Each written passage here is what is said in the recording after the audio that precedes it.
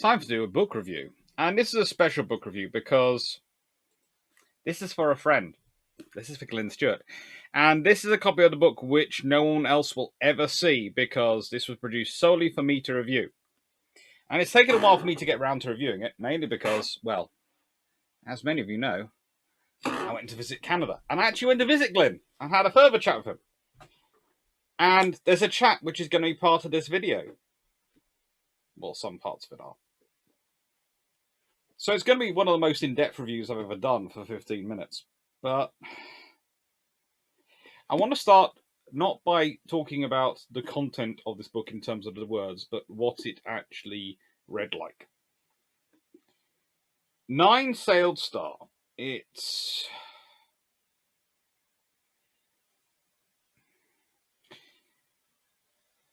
how do I put this? If you go where, if you're just looking at the strategic concerns, you've got a major empire which is used to a colossal technological advantage, dealing with the realities that it might not have that colossal technological advantage anymore, and how it's going to adapt to it. And you have the people involved at the various levels and how they react to this, how they will deal with this, which is really quite cool.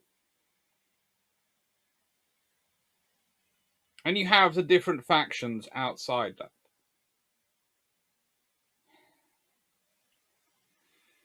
If I was going to describe this, Glynn would probably tell you Hornblower or talk about that. I would say Drinkwater. Interesting enough, he hasn't read the Drinkwater series. But I would say if it's like anything, it's like the Drinkwater series, which was always, to my mind, Hornblower, but not so sanitized and nice. Hornblower was a little bit cleaner, a little bit less real. Not in a sort of, it was still very realistic, but not in a way which meant, oh, that's also happening. The characters are a little bit cleaner. In this one, the characters are complex and rounded. It's the one thing which you can always count on in a Glynn Stewart book. Goodness help him, help his poor partner and all the team who work with him, because Glynn will never produce an unrounded character at any point in any of his books. I mean, seriously, every character has, in his mind, worked out a full arc, a full thing of what's their backstory, everything. It might not feature in the book, but you can tell it in the way he treats them in the book. So you might not hear the backstory, but you know they have a backstory. And if you ever have the conversation with him, you can soon find out that these characters who show up for maybe a couple of pages still have a backstory. So it's a very cool book. And it's a lot of fun to read. And it has phrases like this: siblings in magic, thank you for coming. Armand Bluestaves looked around the gathering in his dining room and felt a small surge of pride. He hadn't had a dining room when the Diamond Observer had decided to show him a possible future. His magic had allowed him to transform the long-abandoned dining hall back into something entirely passable, even for an archmage of the towers. Given the nature of his guests, that was critical, though. Of course, the 5 archmagi attending tonight could guess exactly how much of the place was actually repaired, and tell that the decorations were entirely illusory. Armand was proud of his illusions, though. They were, and always had been, his greatest skill. Any of the 6 archmagi in the room could carve a focus or fling a fireball to conjure the illusions of crackling fires and sumptuous tapestries, and make them beautiful. To make them beautiful took proficiency in art.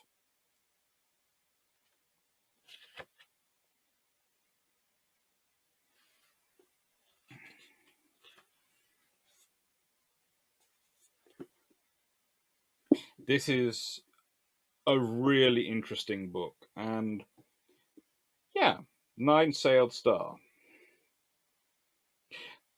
There is one thing I will point out, the slight historian perfection in Mysticos. Technically, it should be called the 9-masted star, but I do understand that the sailed is the far better. It's kind of like when you're titling a history book. There is accuracy, there is sails. And This is the first book he's done through Kickstarter. It's going to be a really cool series.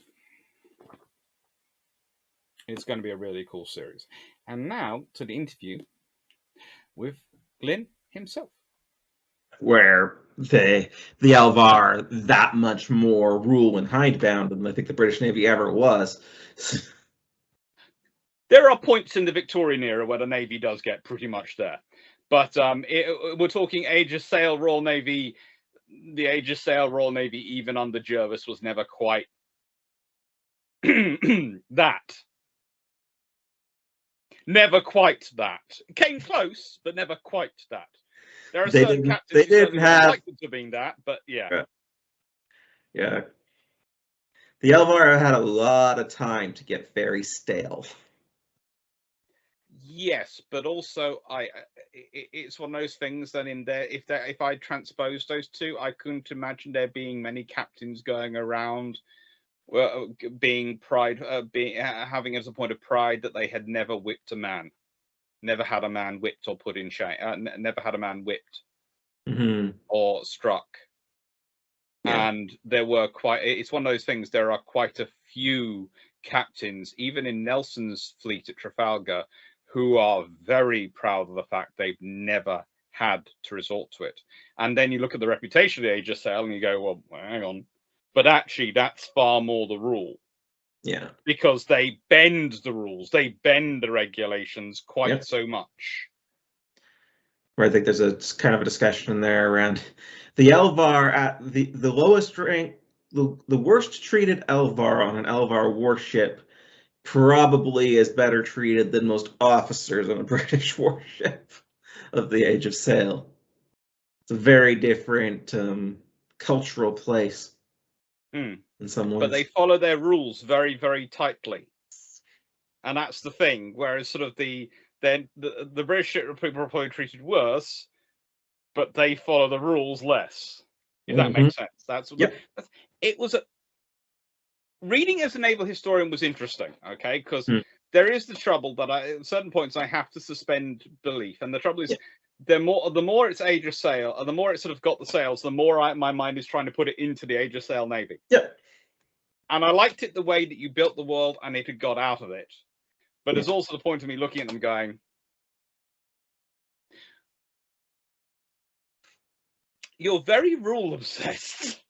They are very rule obsessed. And part of that, I think, is just the intent was that was coming from just they had been so much in power for so long. I think there's, like they had created this illusion in their entire region of space that it had always been this way. And they had done so long ago, they forgot they did that intentionally. It does strike me Victorian Royal Navy almost in sort of roughly the 1890s period. They've been in power for so long, they don't have no concept of not being the big boy on the block. Yeah. And that is what you really see. I'd say again, the senior officers of the Elvari really started to bug me at certain points. They did. There was me sitting there going, you honestly have no concept that your orders might not be successful, they always don't seem to design it. It's kind of like my big complaint about Starfleet, which you've probably heard me many times now. They send solo ships off on exploration missions. Yeah. Don't. Yep. The trick with the Elvar is the only person who's allowed to decide the battle is lost is the group commander. There's no chain. They don't have a concept of command falls down if the group commander dies. Basically, that's where they're one of the more egregious flaws in beyond the fact that you must follow orders. If your orders were to stand, you stand and hold. Well, that's one of the things I found strange. I have to admit, I did find also a bit strange of them in that I was expecting them, for being so rule conscious, to have a scenario where the captain who's been next senior officer, next senior rank of officer who's been at a time most automatically takes charge, kind of like the Royal Navy does. You know, it's we all know that captain's been in the longest. They're in charge if anything happens to the admiral. Then it's followed by that captain. Then it's followed by that captain. Then it's followed by that captain. But that wasn't there because they had no concept of losing. Yes. Yep. It's intentionally missing. Yeah. They had no concept. Not only of they didn't have. It's not so much they don't have any concept of losing. They don't have any concept of loss. The thing is, you can lose your admiral and still win the battle. Yep. And they haven't. No. And it hurts. They're so used to you see in the opening chapters, there's almost a formalistic dance to the way the Gobvar come through the border. Everybody knows all the moves. Until there's an unexpected outside context fragment, they're not worried at all. They know exactly how they can fight this. And it's been that way for a couple hundred years at that point. And even when you've got people who were in service before that, after 200 years of it being the same old dance every time, even if you've done something different, do you really remember it after 200 years? It's at the farthest reaches of your memory. It's almost a tale of when you were younger. Yeah. In the Halakan days. Yeah, exactly. The Elvar are intentionally broken, but it's fun with how I broke them. But I understand that parts of it look weird because of how I broke them. Yeah, this is the thing with world building. You do it in a way that makes sense, and it does work. But there's also part of me sitting there going, I want to wring some of these people's necks.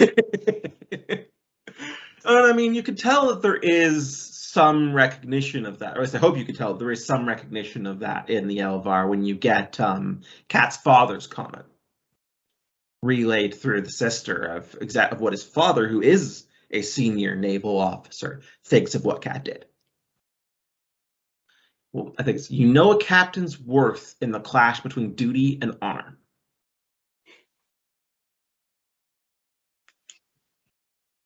Which is a good line. I will be using shamelessly in a lecture at some point. So, I hope you enjoyed that. The book's a lot of fun. The book has a huge amount of content packed into it. And it was a great honor to meet Glynn in person in Canada. It's very special that I had this book with me, because it's the book I talk about when I first visited Haida. It had kept me sane on the flight across when the Wi-Fi and everything else went down for a bit. That was fun. But more importantly, it's something I have now read approximately 24 times because I wanted to get this right. I wanted to get its spirit into this review.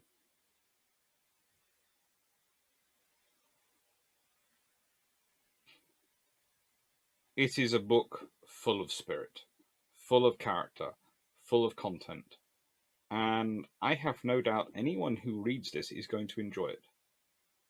Whether you are historically inclined first break into science fiction, or you are a science fiction aficionado, you will enjoy this book. I can see all readers of all ages enjoying this book because there are many, many avenues into it. For me, personally, as I've probably revealed in discussions with Glynn, my avenue into it was the ships. Without that, was the ships. They are beautifully imagined. The graphics on the front just begin it. The descriptions inside, the way the ships are portrayed and discussed, I felt, frankly, that they could almost have spirits. There was part of me which is almost aching out for them to be sort of treated like machines are in Warhammer 40k and that sort of scenario, because they have spirits. I swear those ships have spirits. They have characters. They are actors in their own right. And I know this doesn't come through and this doesn't happen in this book. And yeah, it's not me writing it. It's still an amazing book. If I wrote it, probably would have that. But I don't have Glynn's skill for fiction by any stretch of the imagination.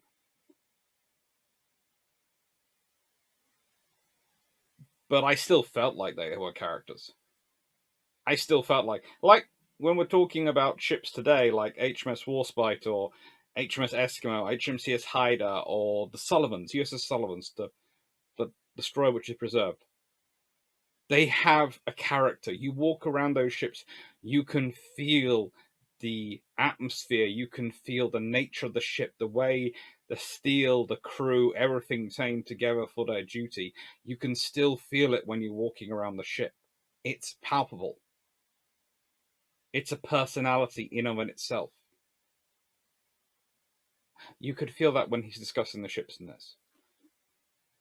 These ships, they are characters in their own right. They are a beautiful part of this story, and they were how I got into it. They were really, really cool. So I cannot recommend this book high enough, honestly.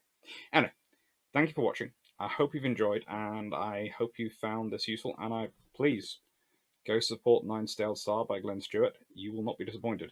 We also had him on Bilge Pumps not that long ago to talk about being a science fiction author and the realities of that. And it was a really interesting discussion, which caused Jamie and Drac to have a lot of fun. Take care, everyone.